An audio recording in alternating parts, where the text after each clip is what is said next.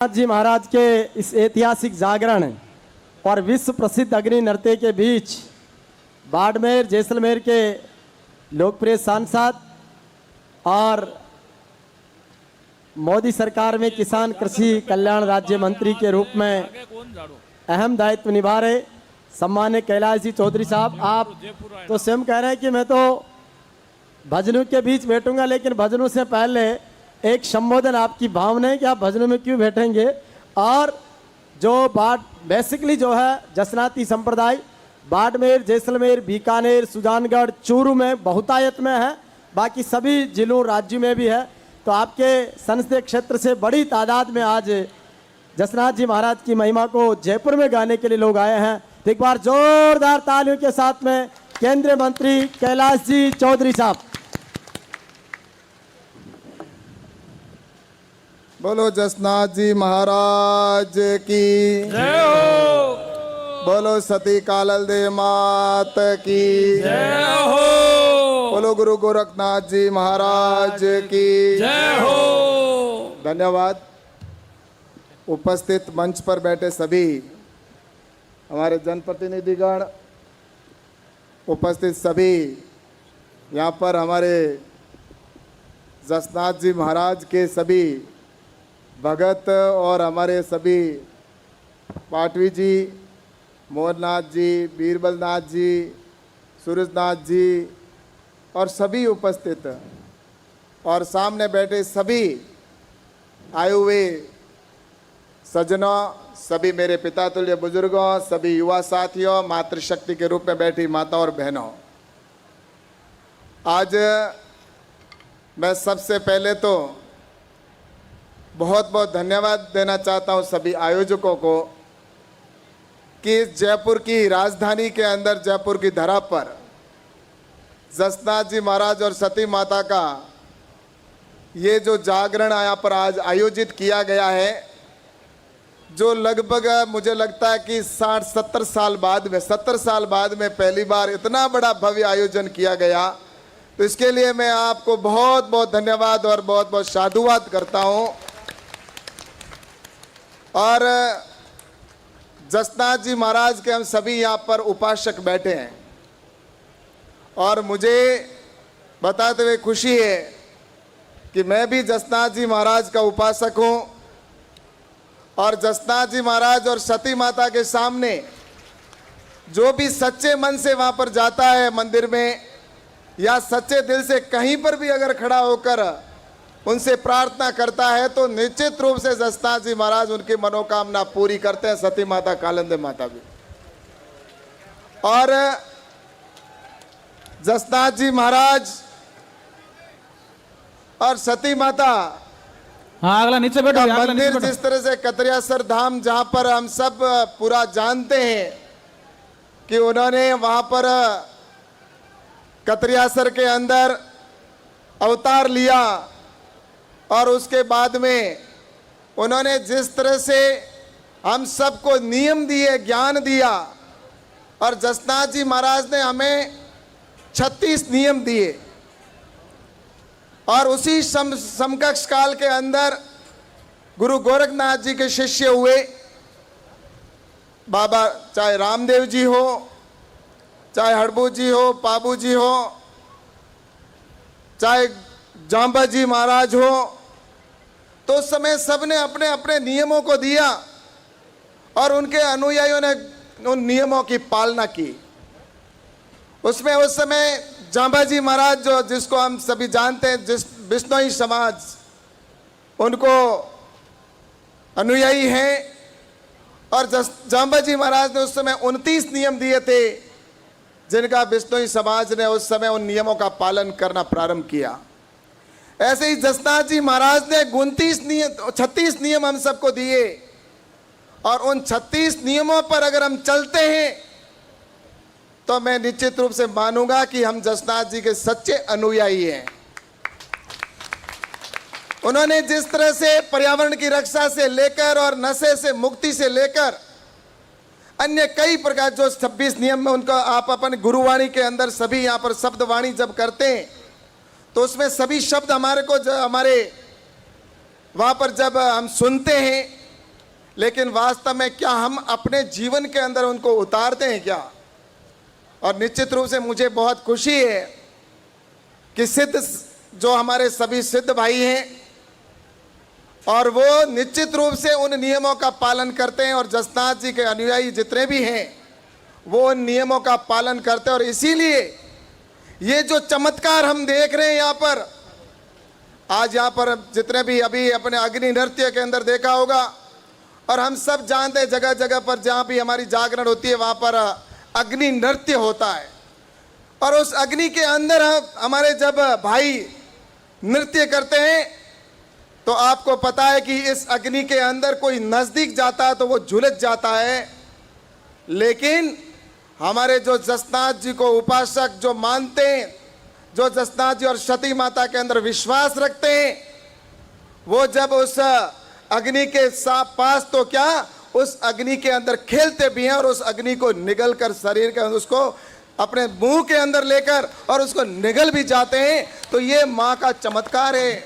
जसनाथ जी महाराज का चमत्कार है, वरना उसके पास में जाना भी किसी आदमी के लिए संभव नहीं होता। और इसका चमत्कार आज नहीं, बरसों बरसों पहले दे दिया गया था। इसका चमत्कार जब आपने सुना होगा, और कई उपासक यहाँ पर जितने बैठे उन्होंने तो सबको पता है, लेकिन कई ऐसे भी हैं जो हमारे मेहमान के रूप में यहाँ पर पधारे। हम सब जानते हैं कि जब अंग्रेजों मुगलों का समय था और उस मुगलों के समय में किसी भी व्यक्ति को गांव के अंदर से गुजरने के लिए उसको किसी ऊंट के ऊपर बैठकर और नगाड़े का डाका बजाते हुए जाने की स्वीकृति या स्वतंत्रता नहीं थी। और उस दौर के अंदर हमारी जो यात्रा निकलती थी और हमारी जब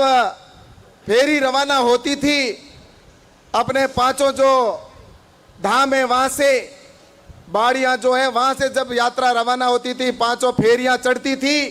तो वो जिस जिस गांव से गुजरती थी उस गांव के अंदर वो कभी नीचे उतर कर नहीं चलते थे, नगाड़ा ऊंट के ऊपर आया जो हमारे जो साधन था उसके ऊपर ऊंट के जोरदार तालियां स्वागत करो। जसनाथ जी महाराज का नेजा हमेशा ऊपर रहता था और नगाड़े जो आज यहाँ पर बज रहे वो भी ऊपर होते थे, और उसको लोगों को किसी को स्वतंत्रता नहीं होती थी। लेकिन उस समय यह संकट आया क्योंकि मुगलों का दौर तो आपको पता है कि वो उस समय का समय था, किसी व्यक्ति को स्वतंत्रता नहीं थी। और जिस तरह से उस समय यातनाएं होती थी, उस समय जो मुगलों के समय में आपने देखा होगा किसी बहन बेटियों के चलने फिरने में भी स्वतंत्रता नहीं थी।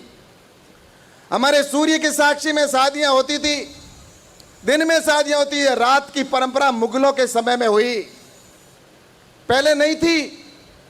ये मुगलों के समय में हमारी बहन बेटियों को सुरक्षित बचाकर ताकि रात को शादी होकर गंतव्य स्थान पर पहुंच जाए शादी, और वो बहन अपने घर पर अपना 5 जो फेरे लेके वहां जाए, उनसे बचने के लिए रात को शादियां करते थे। और उसके बाद में आज आपने अपने देवी देवताओं को जितना भी देखा होगा, ये माताएं बहनें घूंघट अब जो निकालती है, पहले घूंघट निकालने की परंपरा नहीं थी। जितने देवी देवताओं के अंदर हमारी देवियों को देख लीजिए, उनके आपने देखा होगा कभी घूंघट नहीं होता। लेकिन ये घूंघट भी हमारे उन्हीं मुगलों के समय में प्रारंभ हुआ, और मुगलों के समय में बहन बेटियों की इज्जत को सुरक्षित रखने के लिए बहनें उस समय घूंघट डालकर अपने गांव से निकलती थी ताकि कोई दुष्कर्मी उनका चेहरा देखकर उनकी तरफ कहीं ऐसा गलत व्यवहार ना कर दे। इसलिए उस समय मुगलों से डर के ऐसा करना पड़ा था। और उस समय ऐसा ही मुगलों ने हमारे जसनाथ जी महाराज की जो जब फेरी चढ़ती थी तो उस समय भी नगाड़ा लेकर गांव में से जब ऊंट के ऊपर से निकलते थे तो उस समय उनको रोका जाता था। लेकिन उस समय जब हमारे जसनाथ जी के अनुयायियों ने इस बात का विरोध किया और जब दरबार दिल्ली में बात पहुंची, और दिल्ली में जब दरबार में बात पहुंचती है, उस समय औरंगजेब का शासन हुआ करता था। औरंगजेब के पास में बात पहुंची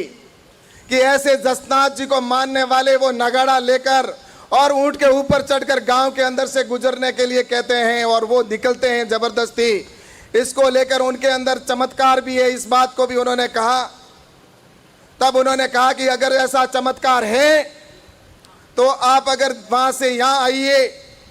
और दिल्ली के दरबार के अंदर ऐसा हमारे को अग्नि के अंदर नृत्य करके बताइए तो माने, नहीं तो हम नहीं मानते। और उस औरंगजेब को उस समय उसने जब बुलाया और औरंगजेब ने बुलाया और वहां पर जब जागरण शुरू की और जो अभी शब्द वाणी हमारे यहाँ पर चल रही है, ऐसे शब्दों की वाणी के माध्यम से भगवान को याद करते हुए जब वो चल रही थी, तो उस समय औरंगजेब ने जब ऐसे उसने तो सोचा अपन तो जागरण देते तो कुछ जैसे कि छोटी सी कम लकड़ियों के अंदर करते हैं, लेकिन औरंगजेब ने बहुत बड़ा कुआं बनाया, उसमें ट्रकों बंद लकड़ी डाल करके अगर ये अग्नि नृत्य करते हुए इसमें जाएंगे तो इसी में भस्म हो जाएंगे। ये उसके मन की सोच थी। जोरदार तालियों स्वागत करो। लेकिन जब औरंगजेब को वो वहां पर बैठे दरबार में और जब हमारे सिद्ध जी महाराज ने वहां पर जागरण को प्रारंभ किया और हमारे जितने भी वहां पर भक्त थे वो जब अग्नि नृत्य कर रहे थे अग्नि के चारों तरफ, और नृत्य करते करते औरंगजेब के पास में उसका छोटा बच्चा था, उस छोटे बच्चे को लेकर और वो उस अग्नि कुंड के अंदर कूद जाते हैं और औरंगजेब देखता रह जाता है। और वो जब घबरा जाता है कि मेरे बेटे को अग्नि में लेकर वो कूद गए, तब वो जब वहां पर तलवार निकाल कर उनके सामने उनको कहता है, उस समय वो कहते हैं उस समय कहते हैं कि ये जब तक नगाड़े बज रहे हैं तब तक तुम्हारा बेटा जिंदा है, और अगर ये नगाड़े बंद हो गए उस समय तुम्हारा बेटा अंदर ही भस्म हो जाएगा। और ये सोचकर उसको वहां पर अपनी तलवार को वहीं पर रोकना पड़ता है और वो नगाड़े बजते रहते हैं, शब्द वाणियां हमारी चलती रहती है। और उसके बाद में जब कुछ ही समय बाद में जब वो शब्दवाणी चलती है और उसी बीच में वो हमारे जो भक्त अंदर जो वहां पर अग्नि नृत्य करते करते उस कुएं के अंदर कूदते हैं, वो उस बच्चे के साथ में और उसके साथ में एक मतीरा और बाजरे के पूंख लेकर जब बाहर निकलते हैं, तब आप सोच लिए इससे बड़ा चमत्कार जसनाथ जी महाराज और सती माता का अतिरिक्त किसमें है, मुझे बताइए। इसलिए हम सभी उनके उपासक हैं। इसलिए मैं आप सबसे कहना चाहता हूं कि हमें जसनाथ जी महाराज के बताए हुए मार्गों पर हमें चलना है।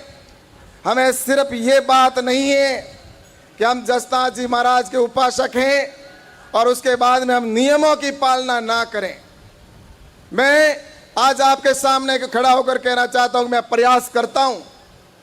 जितने भी 36 नियम, ये संभव नहीं होता हर व्यक्ति के अंदर, लेकिन कम से कम ये प्रयास तो करें कि हम नशे से दूर रहें। हम पर्यावरण की रक्षा के लिए हम क्या कर रहे हैं, हमें पर्यावरण के साथ साथ अन्य 36 नियमों के साथ में हमें प्रयास करते हुए और आने वाले समय के अंदर ये बात भी हमें ध्यान रखना है कि हमें हमारे देश को भी आगे बढ़ाना है, हमारी संस्कृति को भी हमें आगे बढ़ाना है, और उसके साथ साथ हमारे समाज के अंदर भी जो हमारी कुरीतियां हैं उनको भी हमें धीरे धीरे कैसे दूर करना है, इन सारी चीज़ों के ऊपर ध्यान रखते हुए। और मैं आप सबसे कहना चाहता हूं कि यहाँ पर आज कि हमारे जितने भी आज यहाँ पर उपस्थित हुए, मैं एक बात का मुझे आज भी मलाल है। मैं मोहननाथ जी और बीरबल नाथ जी के संपर्क में लगातार, सूरजनाथ जी के महाराज के संपर्क में रहा और मैं विधायक भी रहा, 22 से मैं विधायक था। तो उस समय यहाँ पर भारतीय जनता पार्टी की सरकार थी, जैसा हम सब जानते हैं। तो उस समय मैंने पैनोरामा के लिए विशेष मुख्यमंत्री जी से बात की थी उस समय कि जसनाथ जी महाराज का जिस तरह से पैनोरामा बना है, वहाँ पर दूसरी जगह पर जैसा रामदेव जी का बना, तेजाजी महाराज का बना है, वैसा ही जसनाथ जी महाराज और सती माता का भी कतरियासर के अंदर एक बहुत शानदार पैनोरामा बने, जहाँ पर उनके जीवनी का पूरा वृतांत वहाँ पर आ जाए और आने वाले समय के अंदर वहाँ पर लोग आकर जसनाथ जी महाराज और सती माता के जीवनी से प्रभावित होकर और उनसे आशीर्वाद लेकर और अपने जीवन का कल्याण कर सके, ऐसा वहाँ पर एक पैनोरामा बने। उसके लिए निश्चित रूप से लास्ट समय तक उसकी स्वीकृति हो चुकी थी, लेकिन दुर्भाग्य से निश्चित रूप से सरकार बदली और उसके बाद में वो स्वीकृति के बाद में आगे काम नहीं बढ़ा। तो इसलिए मैं आज हमारे यहाँ पर सीएम साहब भी आ रहे हैं, मैं उनको बाद में भी कहूँगा, पहले भी मैंने बात की है, लेकिन मैं ये जरूर चाहूंगा कि हमारे जसनाथ जी महाराज सती माता का एक बहुत बड़ा वहां पर पैनोरमा बने, ताकि वहां पर शानदार व्यवस्था हो सके। और इसके साथ ही अभी मेरे कुछ विषय आया मेरे ध्यान में कि ओबीसी के आरक्षण की भी बात आती है कि जाट समाज के अंदर तो निश्चित रूप से केंद्र में आरक्षण है, हम भी जाट से ही है और कोई नहीं है, लेकिन उसके बावजूद भी कुछ हमारे भाइयों ने जैसा कि सिद्ध समाज के नाते अपने डॉक्यूमेंट्स के अंदर चेंजेस किए हैं, तो उनको भी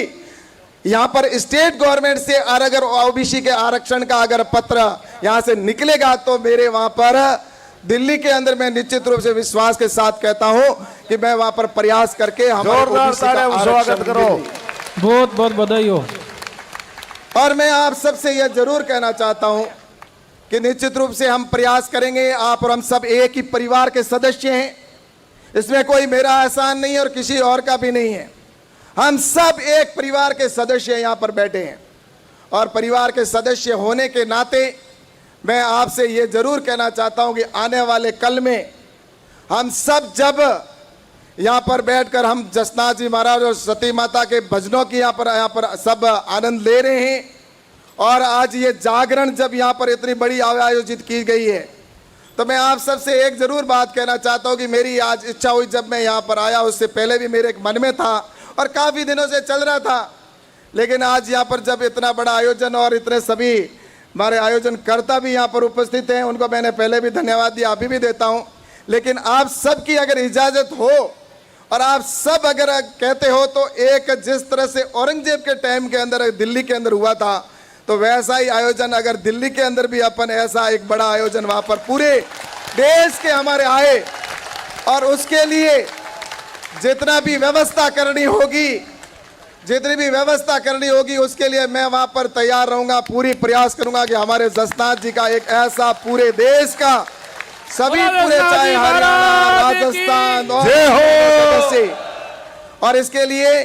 मैं गुरुजी से सबसे आशीर्वाद और आज्ञा लेकर और आगे एक बैठकर ऐसा प्लान करेंगे कि जिसके अंदर कब कौन सी डेट का निर्धारण करना वो तो गुरुदेव आप ही बता पाएंगे, लेकिन निश्चित रूप से मेरे एक इच्छा है, मन का भाव है, और आप सबका साथ मुझे निश्चित रूप से काफी समय से था, लेकिन अब आज आपके सामने इजाजत लेकर मैं करने का साहस कर पा रहा हूं, तो मैं आप सबको इस अवसर पर बहुत बहुत धन्यवाद देता हूं। ज्यादा मैं शब्दवाणी हमारे गुरुजी की वाणी के बीच में बाधा न बन के, और मैं तो इतना ही कहना चाहता हूं पुनः कि आज जो यहाँ पर हमारे जसनाथ जी महाराज का इतना बड़ा भव्य पूरे जो आयोजन किया गया है, ऐसे हमारे जसनाथ जी महाराज के सभी उपासक आने वाले समय के अंदर अन्य अन्य स्थानों पर निश्चित रूप से करके और जसनाथ जी महाराज के और सती माता के बताए हुए मार्गों पर चलें, और सबकी सती माता और जसनाथ जी महाराज मनोकामना पूरी करे, ऐसी शुभकामना के साथ मैं अपनी बात को समाप्त करता हूं। एक बार सभी जोर से बोलेंगे, बोलो जसनाथ जी महाराज की जय हो, बोलो सती कालंदे मात की जय हो, बोलो गुरु गोरखनाथ जी भगवान की जय हो, बोलो भारत माता की जय हो। धन्यवाद।